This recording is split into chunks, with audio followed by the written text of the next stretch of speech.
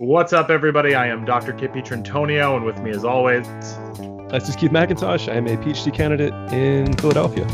All right, so let's get started. Today, we're going to be talking about Bernie and the Democrats the million-man march that is the Democratic candidacy for the presidency. It's kind of like down in Mexico, they were talking about the what was the term? The Caravan. There's another Caravan, and it's made up entirely of Democratic candidates for the 2020 presidential election. Right. How I picture is in the front, like it's like if you ever seen it's like a montage of people like walking, and they all have like something about themselves, and Bernie's at the front of it with like a bandana on, and he's like, "I'm still burning for you." But that's what I picture. Is he dead? He's a mummy now, and he's just walking slowly towards the White House. Yeah, and like Kamala Harris has like chains. She's like swinging around over her head, like she just. We're coming for you, Donnie. Oh yeah. All right. Okay. Yeah. Well, we're excited. Yeah, we're excited about this. So, all right. So, the reason we're doing this episode right now is kind of all the big names at this point have pretty much announced, with the exception of Joe Biden, which is still on the not quite sure if he's going to run. But people pretty much knew Elizabeth Warren was going to run. People pretty much knew Bernie was going to run. I think people pretty much knew Cory Booker was going to be on the ticket at some point. Any other big names that I'm missing? I mean, I'm just waiting for my girl Hillary to jump back in. That's right. So anyway, so let's start with talking about Bernie, and like, what does it mean for Bernie now, getting a little older, a little more wily? What does it mean for him to run in 2020? Young at heart, though, wouldn't you say? Yes, I would. I don't know. I mean, he was an interesting character. I don't think I was aware of Bernie before the last presidential campaign. And he's got a certain kind of working class quality to him, with the disheveled hair. And there's that famous image of him being kind of manhandled by police, taken away as a young man. He's got that kind of social justice background. And I think people really enjoyed, were hungry for like truthful speech. And despite the fact that Trump is a huckster in so many ways and a kind of liar in so many ways, there's something there's no attempt to actually fool you. You know, he's so ostentatious with his lies. There's an odd kind of truthfulness there that I think he responded to. And then Bernie, kind of barked tough truths, like in terms of inequality, how many people are wealthy and how many people are poor, and that it's too much inequality to be tolerated. And that would seem to be a message that really connected with people. Whereas Hillary seemed so polished, it felt fake. And of course, we all know that the Democrats essentially shut Bernie up. I mean, Hillary was the chosen one, and it seemed like they blew it. So they had a great opportunity to put forward Sanders, and he had a lot of electricity behind him, and they swung and they missed with Hillary. And so now it's kind of like round two. At the same time, the political, what's the expression? The plates have shifted. You know, the land beneath their feet has shifted, and whether or not Bernie can find that magic a second time, I don't know. I really don't know. I heard this really interesting way of somebody was critiquing whether Bernie could reproduce the magic. And they said that Democrats like the process of falling in love with a candidate. And that is the problem that Bernie's going to have to face. So people like Obama wasn't the lead candidate. It was kind of Hillary, right? And people fell in love with Obama, and they got to play like the underdog game. And you almost got to be a hipster if you were like a Obama hipster if you cheered for Obama like early on, because that was like, there were so many people going against Obama at the beginning. Oh yeah, right. Yeah. And then he came. I don't remember did he win Iowa or did he win New Hampshire? I think it was Iowa. He won Iowa, and it was kind of like if you were on the Obama train early, you were kind of like hip. Yeah. Right. And I think the same thing happened with Bernie, is it became very hip to like Bernie. And so there's kind of this it's almost like this, like who's the hot new band, right? And who's the establishment, and liberals like to like kind of fall in love with the underground candidate as they emerge. And same thing you could say with like AOC as well, that they fell in love with. She was kind of the underdog candidate because that really represents that liberal philosophy of like cheering for the little guy. Yeah. And so they were saying that Bernie is going to have to face that. So I don't know if you have any thoughts on that. Well, I mean, I guess in that sense, maybe he's ahead of the game if folks are already in love with him. I don't think you can squander that so easily. I mean, I feel like he's retained whatever kind of capital, ephemeral capital that he had. If there was another kind of, soaring Obama character, then I think he could be usurped somewhat easily because after all, he was not the candidate. But I don't see that figure. I mean, I guess Biden is a possibility, but other than him, I think Bernie has the kind of the magic. And then of course, if he picks as a VP somebody who complements him, then I think he's in decent shape to take that mantle again and run with it. Right.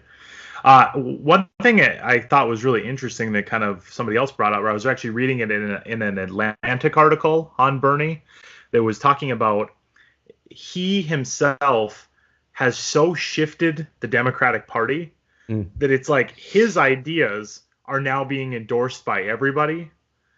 So how can he distinguish himself in any way? Because he was very distinct from Hillary. Hillary was kind of the centrist, moderate candidate, and he was the radical left. But now it's kind of like everybody, if we're going to stick with the music metaphor, it's like everybody's playing Bernie's songs. So he has to like come up with new material. And something that was fascinating that they were talking about, a way that he's coming up with new material is his foreign policy.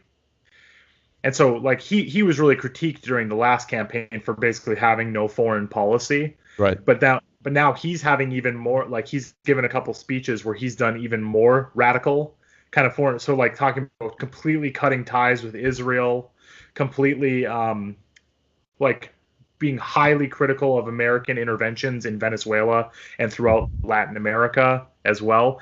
So he's like it's almost like he's trying to like invent the new genre of what is it to be on the left. And so I just think that it's like such a fascinating thing that like everyone's copying what he did, but he's still in it. What did he add? Do you know what he said about Israel? He basically said that like he took the very left wing like approach to it, that it was like they have perpetrated war crimes. He called the Gaza Strip something pretty intense, like about like being a war zone or something like that. I can't quote it, so we can link to the Atlantic article. I mean, it's funny when someone is already an old man and they already like clearly are in a position to have thought through carefully opinions about that kind of thing. I wonder if some of this is, if it really is that he's been a student, the past 2 years and has educated himself on issues that he didn't have to worry about in Vermont, or if this is more like strategic and like, kind of conniving in terms of like wanting to have a platform now that to differentiate himself from other Democratic candidates. It seems a little odd to all of a sudden have all these strong opinions about, foreign countries when he didn't 2 years ago. Right. Do you think that's, are you saying, so I use the word conniving, do you think that's like a bad thing then if he... That's an overly harsh word, but I meant like strategic. Do I think it's a bad thing? I think it's inevitable. I think it's a bad thing to the extent that it's shallow. If it's not, in other words, if it's like a really well thought out position, then fair enough. But if it's more like I'm playing a game of chess and I'm going to like pick this position just because I'm thinking about how it will register with my base, then that doesn't seem like a great move. It just seems to me that, I mean, Bernie is a very genuine guy, it seems like, for the most part. So I could just see him like literally reading a book like on foreign policy and like all by himself on an airplane. Like it just seems like I could see him, kind of doing that. On the other hand, there is some like hypocrite. Did you see that video of Bernie pretending to talk on the phone? No, but I heard about it. Yeah, it's this really interesting thing where he is walking through an airport and somebody's asking him some like, it's like clearly somebody trying to antagonize him. Yeah. It's basically like ignoring the person, being like pretending he's talking on the phone, but then he like sidesteps or something and trips over something and the phone like moves away from his face and you can see that it's just like his text messages. Yeah. So it's like clearly very obvious that he's not actually on the phone. And so anyway, it's just interesting. So maybe he's Yeah. not so genuine after I mean, all. not having seen the video, that just seems like a total non-issue to me. I mean, it seems very human to do something like that. Right. But yeah, it's the people just want to go after him for something, and that was like an easy thing. He's a liar. He's a trickster. Do you think we have too much access these days so that we see politicians in situations that we maybe shouldn't? Yes. And I mean, I just feel like some of this stuff is almost too much. Like it's not fair to judge people on this nitty gritty stuff. Right. Yeah. It's kind of like the Twitter thing that's going on right now, where like you can get punished for something you tweeted 15 years ago. Or, Oh, yeah. 10, I mean, that's exaggeration because Twitter wasn't around 15 years ago, but like 10 years ago, you can get punished and like you can like lose hosting the Oscars or something like that. I mean, part of it too is like the zeitgeist is changing so fast, and it's probably a good thing in terms of kind of cultural evolution and people becoming more sensitive and moral and conscientious to other people's experiences. On the other hand, there also needs to be room for people to like be human and grow and evolve, and it just seems not especially tolerant to chastise someone for a tweet 10 years ago, particularly in a climate where things are changing so fast. I think the other thing though too is like how you have to, I guess when you think like that, you're also assuming that people are just like kind of inherently good and not liars who like put forth a public face that's good. So, it's like if somebody is actually a scoundrel deep down, but like, and traditionally they would have made it through the gate because we wouldn't have got that look into their personal life. So I guess it could be good in that it naturally weeds out some bad people, but it definitely has the potential to create a false impression of somebody, by taking a hot take of them doing something, that's not perfect. No, that's definitely true. But it's hard to know kind of where to draw the line. I mean, the erosion of privacy doesn't seem great. I guess in a sense, there's no going back anyways. Like clearly this is the future. We're leaning into the future. So in some ways it's like you might as well accept it and try to be thoughtful about the future that's coming rather than lament the past. And the what we consider the past was once the cutting edge and was once the future. I mean, it's not like this whole world with television before the internet, let's say, is still a crazy world with crazy technology. So yeah, I mean, the flip side of it, as you're saying, maybe having access into the intimate crevices of someone's life is more good than bad. Maybe. Yeah, if you do like the Punnett Square argument, like the idea of like letting a scoundrel into the White House is like the worst possible outcome, I guess. Yeah, that could never happen. But ultimately that happened, right? So it's kind of inside out. Yeah, it's so interesting, and of course we want to move on to start talking about like kind of the how do you run against Trump, right? Which is like what the challenge of each of these Democrats needs to do. But it's really interesting that there's this landscape of like if once you join the left, you like are at the whim of all these rules, right? But if so that like you have to play the political correct game. Okay, yeah. But if you're Trump, if you're on the right, you can just say like screw it and like kind of do whatever you want. No, you can kind of like poke fun at that game and people get you can score points for that. You can score points, and if you don't play it, there's the punishment is very. I mean, it just seems so backwards. Like Trump can say something racist, and people are just like, But if Kamala Harris or doesn't have a spotless record on LGBT rights from the last 20 years, she's out. Yep. It's such a bizarre thing. It's like this weird purity test where we have, when it should be the complete opposite. Like if somebody's heart is in the right place and they're on the left, we should give them more grace, than somebody who's like on the right. But it just it's I heard somebody describe the left as a shoot. What do you call it when you line people up and shoot them? A firing squad? It's a circular firing squad. Who's doing the shooting? Like everybody's shooting each other. Like everyone's like waiting and guarding each other, right? Meanwhile, like the war is going on elsewhere. Yeah, that's like the opposite of solidarity, right? Right, exactly. It's funny. I was reading some tweet by Heather Hiding, I think is how you say her name, and she made some comment about how like the left purports to be about solidarity, but in fact, it's everyone's secretly terrified and kind of afraid of each other. Yeah, and I don't know how to fix that. I don't think we're gonna fix it here. But let's move on to talking about. So how do you take down Trump? Like, how do you do it? What's the trick I think here? he's a big, powerful guy. I think you have to tie his shoelaces together, beneath him, and then just let him fall over. Yeah, I think you gotta let Trump destroy Trump, and try to, like some people who are fighters, like some people are big and powerful and dominate by just brute strength, and then some people are tiny and scrappy and fast and find a way to let the other opponent tire themselves out and kind of effectively hit themselves. I think you need somebody who can kind of let Trump destroy himself. Don't you feel like Hillary kind of did that though? You remember that famous scene during the debate when he says something crazy and she's like, she kind of does this head waddle, oh my God. Honest, yeah, no, there were a few moments like that, but the main thing that I remember from the debates was, I forget what she said, but his quip was, "You'd be in jail." Yeah, right. That's the only thing I really remember. And the other thing I remember is women who Bill Clinton assaulted, and that one woman who he may have raped, Juanita Broderick, went to the debates, and then Bill Clinton was there's a picture of him looking at them with a face of horror. Wow. Well, so anyway, I could see that. I also think though that people are hungry. People want to live cathartically through this candidate. Don't you think? How so? They want to see, Joe Biden or Elizabeth Warren or Cory Booker basically say some of the stuff that they would want to say to Trump. Yeah. And I agree. That might not be the rest of it. Might be a tying your shoes together, or a David and Goliath kind of moment, where you need to be a little more sly, to go about this than playing going blow to blow with him.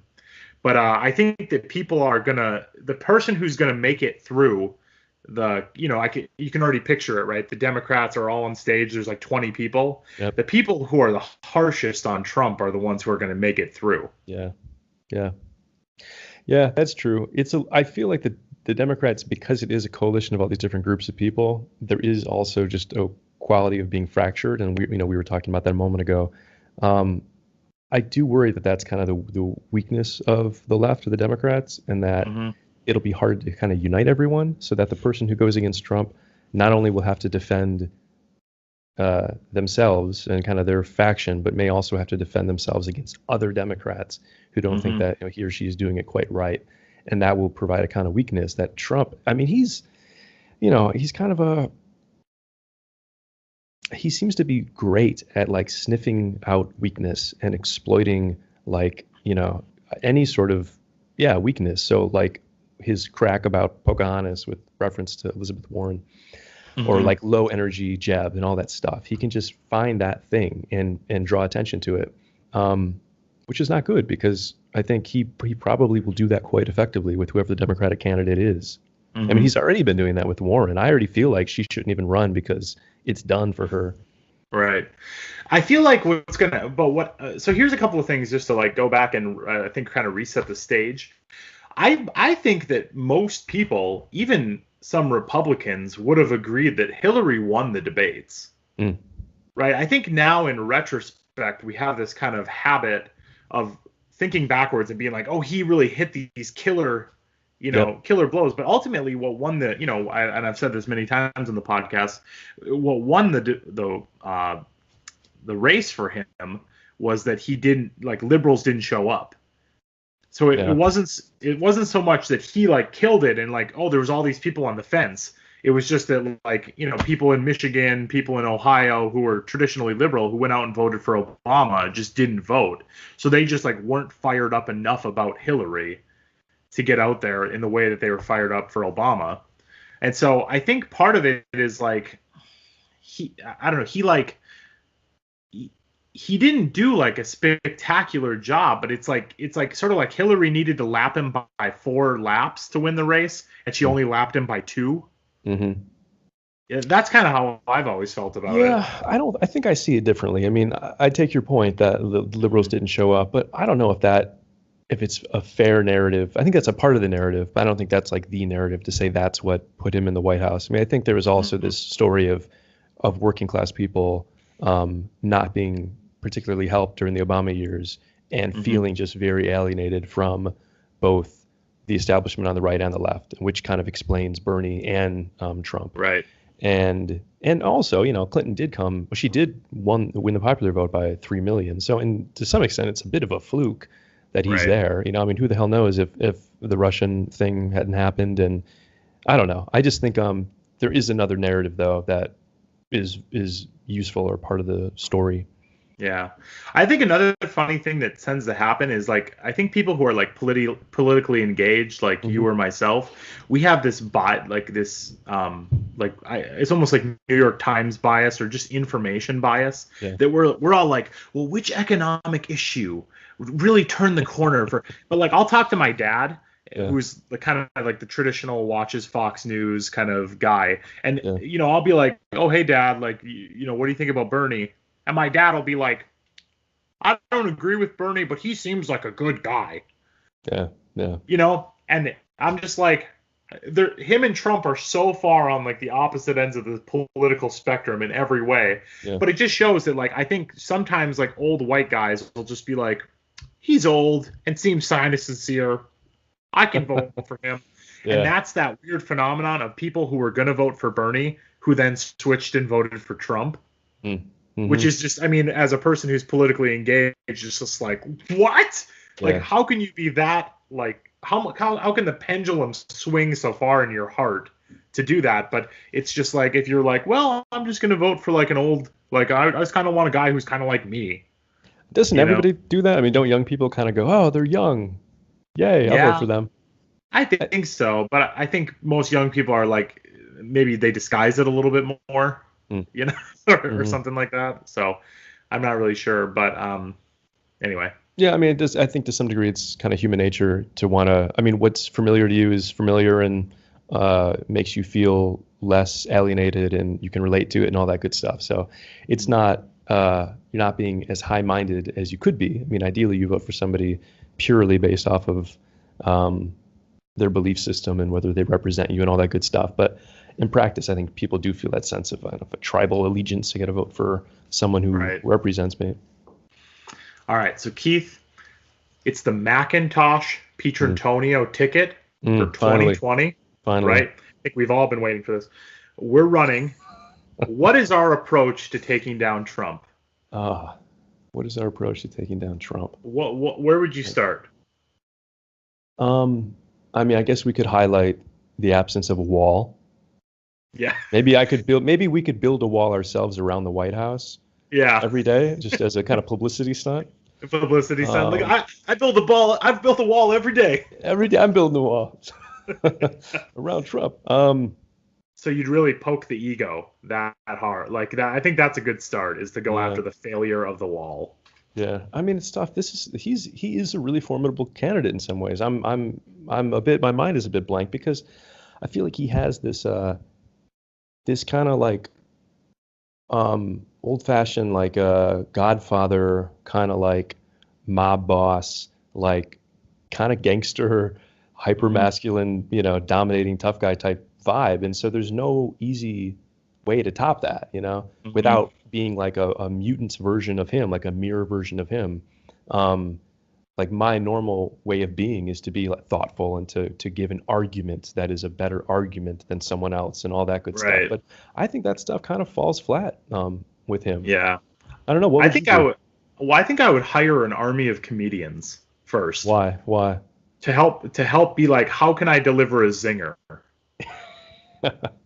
Because I really think you have to do that. I think you have to hit some home runs. Like you have to make some jokes about McDonald's and how he eats McDonald's all the time. You got to make some jokes about his tie and how it like hangs like 4 inches too low. I could see a Jon Stewart character who is not an alpha male, but who is very quick-witted, bringing him down with very judicious, surgical little jabs. I could see that. And like being like when he does make a shot at you, like you just go to that place of totally being self-derogatory. Yeah. Because that, like, if you think about the Jon Stewart, like Bill O'Reilly debates, that was like a very clear, like similar thing, right? Yep. And every time he would like call him short or like make fun of him in some way, he would just be like, "Yep, that's totally me," and like he would even double down on it sometimes, but then come back and make his point. I think that would be kind of funny. It would almost be like if Elizabeth Warren like doubled down on the Pocahontas thing. and like started making fun of herself. Like, I thought this DNA, like I could see her coming out and being like, so I did a DNA test, like, and like almost like she has to pull like a, kind of like the sad clown kind of routine or something like that. Yeah, I hear you, but I don't think she's capable of doing that. That's not the vibe I get from her. Do you? No, of course not. But I'm saying we're trying to. I mean, this is the Petri Macintosh 2020. How we would go about it. So we employ Jon Stewart. I could see that for sure. Yeah. I think somebody who's quick-witted, but you'd have to be uniquely quick-witted. But I think if you had that and you're willing to be a little bit rude, like a little bit rough, the way Trump is willing to be rough. But not so vulgar, like still kind of a wholesome, in the domain of being wholesome. I think you could strike the right tone where you really, dig into him and you kind of humiliate him. I mean, there's plenty of things to make fun of him about, but you don't quite cross the line into like being brutal. You still kind of come across as a decent person. I think that would be the right tone. And then, and then just to highlight the wall and try to spin a tale, like Obama was particularly brilliant about this, of highlighting the best parts of like the American ethos. There's lots of things to criticize, but there is this tradition of expanding equality and a country of immigrants and, building bridges between different kinds of people to make up a new country. And so you criticize like the Muslim ban and all this sort of this kind of hunkering down and xenophobic rhetoric. How do you think the inequality point goes over with the average American at this point? Like, if you're like, you're talking about how rich Jeff Bezos is, or how rich, whatever, the Koch brothers are. Do you think people care about that? I think it's really complicated because I think there's plenty of blue collar Republicans who do not hate the rich, who like venerate the rich, and who like really dislike when liberals criticize wealth. And they just feel like it's a free country, and you're allowed to be successful. You're allowed to be successful to the as high as it goes. But then again, there's also this dimension of class inequality that people are aware of, that things are unfair. I think those same people on the right are critical of like limousine liberals or latte liberals. I think they feel like there's a lot of phoniness. No, there's a lot of foaminess. Foamy. Well, plenty of both. I think the Democrats were, the party of working people like 60 years ago. I think people really felt that way. Republicans were like, if you went to college, which, most people didn't, and you make money and you're into business or whatever. And the Democrats were like the people. And I think that's got totally distorted now, where the Democrats are kind of like the bougie, college educated, live in cities, more sophisticated, like, progressive, like that kind of image. And that's I don't know. I don't know if that's something that you can change overnight, or how much of that is fake, or how much of that's real. But I think that's a problem. Well, I think I think a long time ago we did our episode on like criticizing the left. It was like kind of liberal weaknesses, and for those who are first-time watchers, Keith and I are both pretty liberal. I mean, we're pretty to the left, I would say. But it's like, again, that priorities thing. That like that's why I think the middle class or the working class folks in the Midwest, they just feel forgotten about when you see people in California who don't know the difference between Ohio, Iowa, and Idaho. And like why would you side with those folks? Or if you see like the main issue is who's going to host the Oscars this year, and you're the type of person who just like goes and sees like a comedy at the theater, and you don't care about like highbrow art and who is the conveyor of highbrow art. That to me is like, it makes a really big difference. Yeah, I think a really important point that I don't think all that much about, but when I do, it seems like a giant issue, which is that the left owns the university in America by and large as an institution, and it owns the media. I mean, it's not like an exaggeration to say Hollywood is liberal.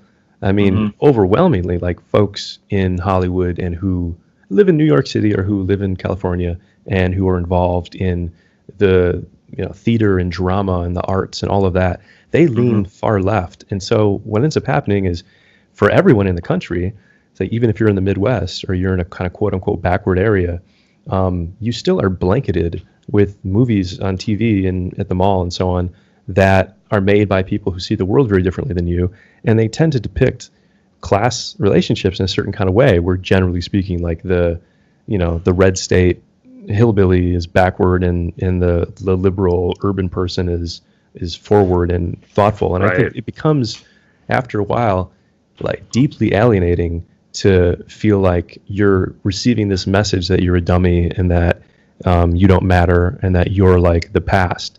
And that's just a problem if you are concerned about the overall harmony of the country and everyone feeling like they kind of have their niche and their purpose. That's all. I guess I'm just such a pragmatic person that like it's really hard for me to picture, like when I used to work like digging ditches, you know, and like installing irrigation systems, it's really hard for me to picture the guys that I worked with who were like super blue collar guys, you know what I mean, who were out there like doing manual labor, being like, man, like I would get paid more if my other jobs similar to mine weren't being outsourced to Mexico and China. Like, like their worldview was just so like focused directly on like every day, and if their like boss treated them well or they felt like they were being screwed, it just never felt like to me that there was this like global lens, you know, on kind of like what was happening or anything. It just felt like they were very focused on like what was happening in their community, in their neighborhood. So how does that connect back with the media? Well, what I'm saying though is I think that what I was going to go to is like I think most people are actually like they buy into the arguments that fit emotionally with them, right? So these are people who tend to be, I think, be a little bit more ego, like people who are in these like more like I would say red rural areas tend to be like more common sense, tend to put a lot more merit in what they see right in front of them. And we know from like, you know, psychology, sociology, everything else, that what we see is often like based on our own confirmation bias, right? So if you see like, for example, like immigrants coming into your town and like working a job, like it's very easy to be like, they're the bad people or I don't like them, you know, than it is to like recognize the larger economic factors. So I think that's what gets people first watching Fox News, is it kind of confirms their initial racism, their initial prejudice, and it goes back to like the country's going to have debt if it spends all its money, and if it saves its money, it's not going to have debt. And that's the way that's as simple as it needs to be. And people like that simpleness because it feels comfortable. It's kind of like, I mean, even I felt that like when I first moved to a bigger city, I felt like very uncomfortable. There's like a lot of complexity. And I just like, I really felt this desire to go back to like a simple way of thinking and being. And so I think that's, anyway. I don't know if I agree with that totally. I mean, I think that seems like overly condescending in some sense. Like, I think everyone is subject to confirmation bias in their own way. And it's really hard to, you know, it's hard to find the balance when it comes to class and education. Because in some sense, like if you're educated well, you're privileged, you know, and it's a result of being well off, not for everybody. And then for some people, it's like, well, you get educated and you get more thoughtful and your view of the world is better in some sense and more discerning. So it's hard to say like, well, I have a better view of the world because I'm educated, when in some sense that worldview is actually like situated within privilege and wealth. And then to kind of like find, I don't know, the balance is really tough. I don't know. Well, that I guess that's what I mean though. Like, why? Okay, so that's a fundamental, I think, difference points then for maybe you and I, is that I do think that once you're educated, you do have a better view of the world. I think you can drift into like latte drinking, like elitist person who's just like, I don't understand how a person could live on under $100K a year. You know, like like I could see you drifting in there. But I think there's just a bluntness to the fact of you either know things or you don't. Yeah. You know, and if you know things about the world or you know things about how economics work, you know, and I think the argument is always that there's two sides to everything, but I think that there's just not always two sides to things. Sometimes there's just like, this side is factual, this side is not factual. And I think that global warming, of course, is kind of like the premier example. It's like all the science is on one direction, there's no science on the other direction. So we're like, it's just very clear, but people who are uneducated simply just don't accept that because they don't understand how science works. And Yeah. that's condescending, I get, but I think it's condescending with a sharp blade. No, It's like, I take true. your point. I take the point that you're making, and I agree with that point entirely. But I'm stuck with this idea. Like, here's a good example. NPR, which I love, it's like an aesthetic. It's like it's not just pure information coming to me. There's a way of speaking that's very soft and very thoughtful, and it describes the world. And let's talk like that for a little we're gonna bit. do a show today about artisanal tea that's made in Brooklyn, and it's an amazing kind of tea. And this man, his name is also Brooklyn. Brooklyn Smith has been making organic tea in Brooklyn for about 5 years, and oh my God, there's a way of speaking that it is educated, but it's also like bougie and feels very kind of upper middle class.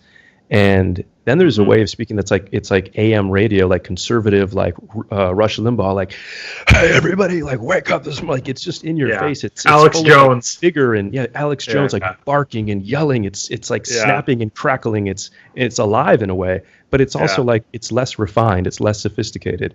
And I just think like there is this aesthetic dimension where a certain way of being feels is alienating to people who haven't experienced that very much, and that there's another way of being that just feels much more comfortable. And I think you just need to be kind of I guess all I'm saying is you need to be thoughtful about that. It's easy to lose sight of like the fact that you are inculcated in a certain way of being. Right. So I think just to circle it back to Bernie, I think that Bernie speaks like that perfect line. Ooh, like the like, it's the millionaires and billionaires. Like he talks like it's very like blunt and like very like he kind of sounds like your grumpy neighbor. Yep. Like talking to you, and he's got that like thick Vermont accent, and you think of people who are like sophisticated. Isn't that a Brooklyn accent from when he was young? Or the Bronx, or wherever he's from. I think it's more like So he's just got that's funny when you consider like Trump has a New York accent, and so does he, and they're like very different.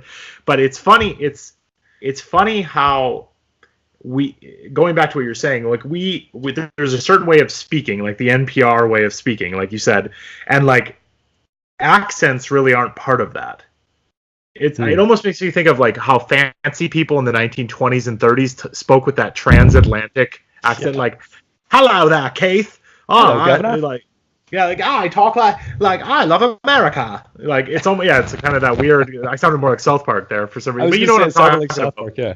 It's kind of like how Dorothy from The Wizard of Oz, like she had that kind of it's not quite British, but it's not quite English accent. It's amazing when you listen to like John F. Kennedy or some of those people speaking. There's an accent that just doesn't exist anymore.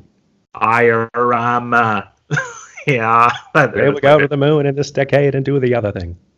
And do the other thing, and the other thing. That's such like that phrase is something I hear Democrats say all the time. Really? And they say do the other thing and all the rest.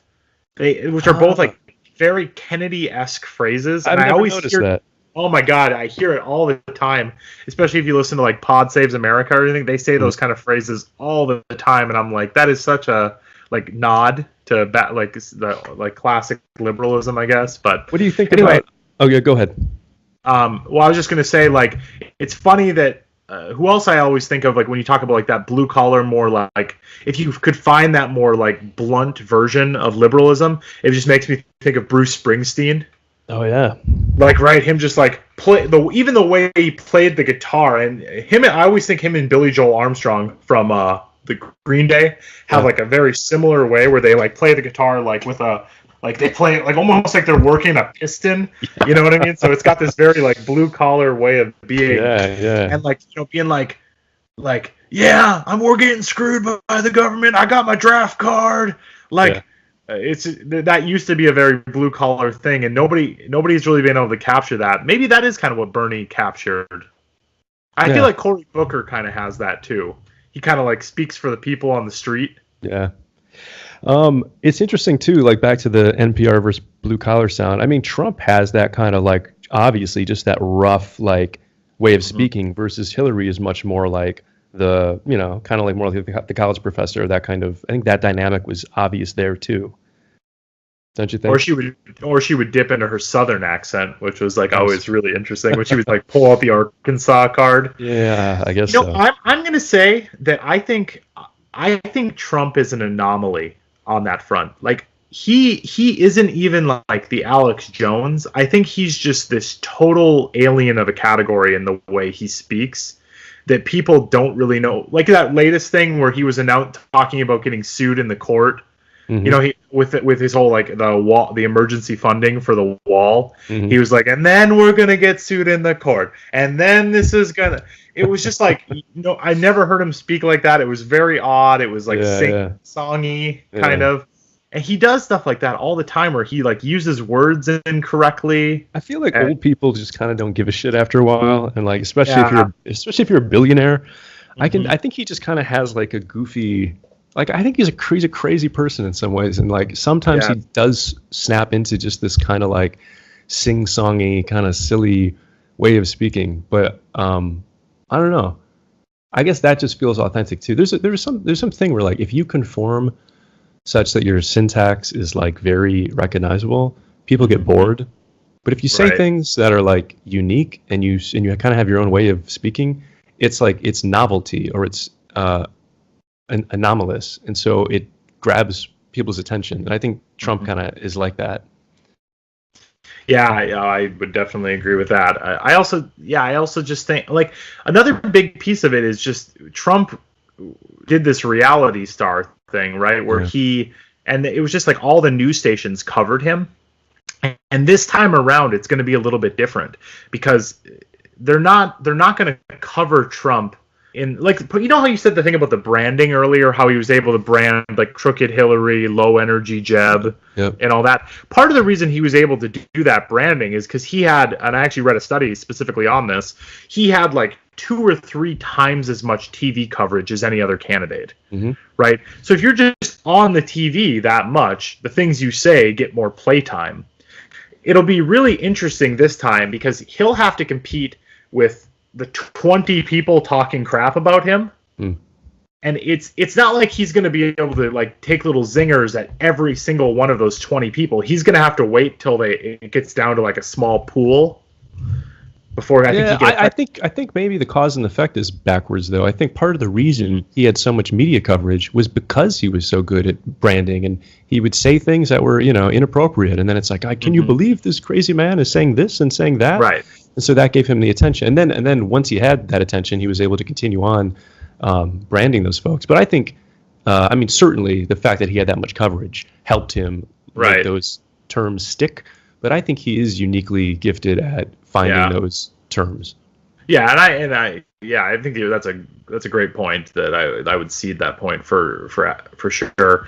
I think though, people are not as excited. He's not as novel of a stimulus this time around. True. And what is going to be a novel stimulus is all these people taking shots at him. At first, there's going to be too many candidates no one will differentiate themselves. It'll be kind of a blur of like everyone taking shots at him. I think he could probably ignore that for some amount of time. And then those candidates also have to compete with each other first in some sense before they compete with him, or at least at the same time. I think he could probably just let them fight amongst themselves until some critical juncture where he has to then start kind of fighting back. See, that's the thing though that like I never agree with Trump, just because I've read enough and like reading the Fire and the Fury book and a few other things. I just don't get this thing that he is like this great strategic thinker who I think he just says stuff and then it's like it's so inflammatory that it gets repeated 100 times. Yeah. And I think that's the formula at this point is just that, because even when you read his tweets and everything, they're not like especially clever or like, oh man, he really got him. I mean, it's just kind of like stupid and off topic most of the time. Yeah. Like he's just, I don't know, he has typos and he makes mistakes all the time in the way he says things, or things are just way not accurate. Yeah. And I'm not talking about like, oh, I disagree with him as a liberal. I'm saying like he literally spells words wrong. So to me, it just kind of feels like I don't know. It's like it reminds me very much of like American Idol, when somebody goes on and they're like so bad that they bring them back again. You know what I'm saying? It's like he makes the ratings go up so because he's so ridiculous and he breaks the rules. But this time he kind of won't have that unless he really doubles down on everything. Well, that's his move. You think so? He'll say even more inflammatory things this time around? I was thinking more about like the wall and some of that rhetoric.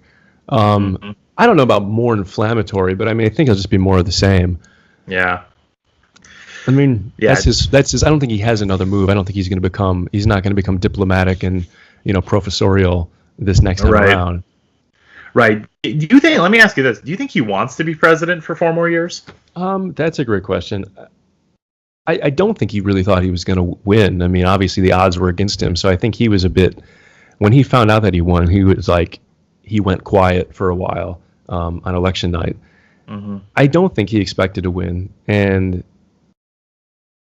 I think he finds it very stressful. But I think also he enjoys the fame and the notoriety and going down in history. So I think he would gladly sign up again.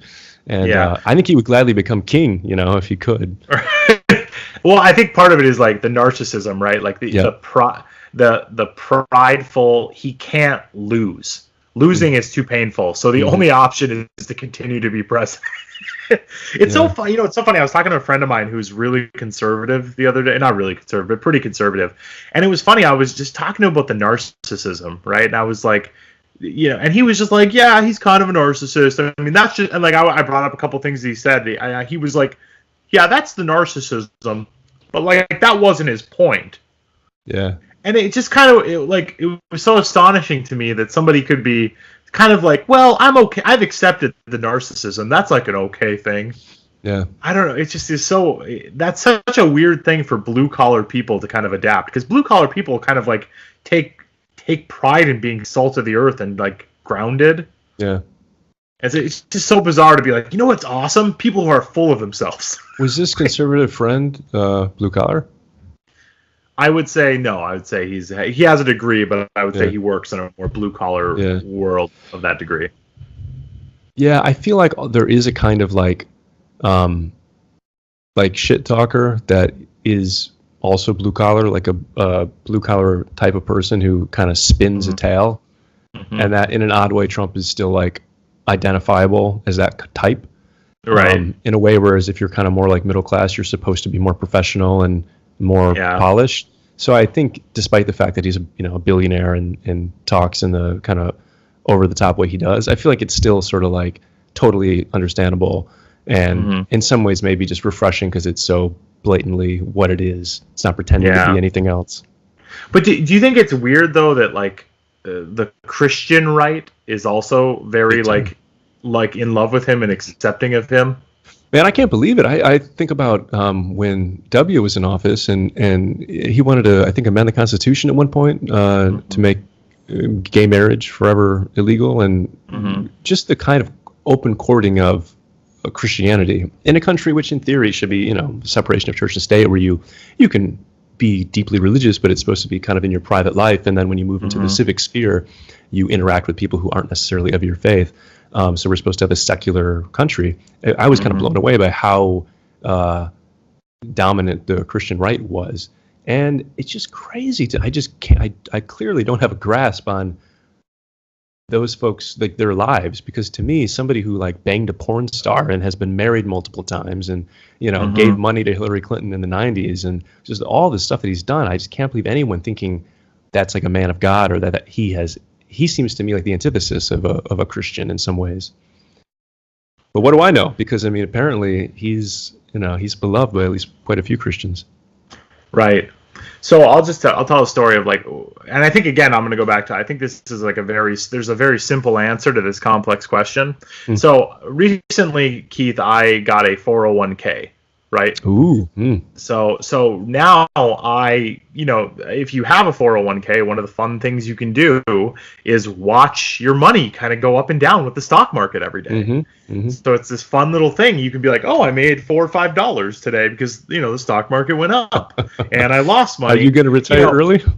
Right, and like you can just kind of play the game of watching it. And to me, it's like as soon as I got that, I started, like, you just naturally become more like, what I want is for the stock market to go good. Yeah. Like that, all of a sudden, that affects my family very greatly. Like all of a sudden, that is a key thing, very important. And I just think that a lot of people probably think like that and are thinking like, well, this is all about my family and all I care about is my family and I have money in the stock market and I have money in this. And so whatever makes more money for me is important and I'll put everything else second. And I think a lot of the people who tend to be Christian, you know, in that traditional kind of way, tend to also be like planful for the future and have money saved. And I think it's just like an easy thing, like to be like, yeah, I really care about this money thing, and like getting mine is the most important thing. And, you know, it's great, like the Christian stuff I'll talk about and this other thing, because it's impolite to talk about the money thing. Yeah. But it's okay to talk about the rest of the stuff. But when push comes to shove at the end of the day, it really is just about like my bank account needs to keep going up and I need to take care of my family. Mm-hmm. And there's no consideration of like, if you take care of everybody, your family's going to be better off. Mm-hmm. It's just that short sight. So that's what I think is going on, is that like all the Christian stuff and everything clearly was not as crucial and important. And I think as long as you're like not pro-choice, people are like, okay, well that's good enough, mm-hmm. you know? Mm-hmm. Yeah, I suppose so. It just seems to me kind of hard to believe that. Do you remember the movie Jesus Camp? Yep. Now, I mean, some of these, maybe I had the faulty impression as somebody on the left, and I'm more moderate now, but I mean, certainly in college I was on the far left. Maybe I had more of a fake impression brought to me by documentaries like that was like half the country, you know, that there was just like an ocean of people who were kind of in this giant cult and kind of crazy. Maybe that was just wrong. Maybe that all the while that was like a fringe on the right and not as powerful as I had thought. And that seems believable too. And the country's changed a bit, and you know, gay marriage and some of these social issues are not controversial the way they once were. Obviously, abortion I think is still continues to be. Maybe there's just not as much to get hung up on now. And so it's just as simple as signing on for being pro-life, and then otherwise, yeah, all about business, all about growing the stock market, and as long as that's the case, then we're good. It just seems hard. It's still hard for me to accept that there appeared to be this contingent of folks that were, I don't know, a third of the country, a quarter of the country, some kind of large minority that I would have thought would have just been beside themselves with someone like Trump, just because of how just vulgar and seemingly immoral he appears to be. Right. That I just don't know what happened. Like, where did those people go? I mean, well, I think. What do you think the overlap is between that group and those who watch Fox News is? Oh, considerable. So that's what I think it is. It's just like it's slow brainwashing, you know. And you really think? You think Fox is brainwashing in a way that like MSNBC isn't? No. And Jon Stewart used to say this too. They're just way better at it than MSNBC. Like they're way more effective at it. So what's happening is that I think people are just slowly watching this, and they've come to think of liberals as being so evil and so bad and so terrible, and that they want to take everything from you, that even Trump, no matter how ridiculous he is, there's just always this thought, well, it's better than the liberals. It's better than that. Yeah. I think. And so, yeah, I think that's true. You can't it's sort of like you and I, like we've talked about this before. You and I listen to a lot of podcasts, right? Yep. And it's pretty much like, I don't know about you, but like every day I listen to a podcast, essentially, in some way, shape, or form. And so what happens is I think my political beliefs get like kind of shaped, and the things I spend my brain energy on get shaped by what I'm listening to. Yep. And that becomes my world. Well, I think the same thing's true. If you go home and you watch Bill O'Reilly 6 nights of the week, I mean, he's not on anymore, of course, but he's got a podcast now. Right. You watch Alex. Shout out to the O'Reilly podcast. Anyway, but if you watch Alex Jones every night, like that becomes your world. And I think you can almost sometimes feel that energy with people, where you can tell that they almost want to debate you about politics or something.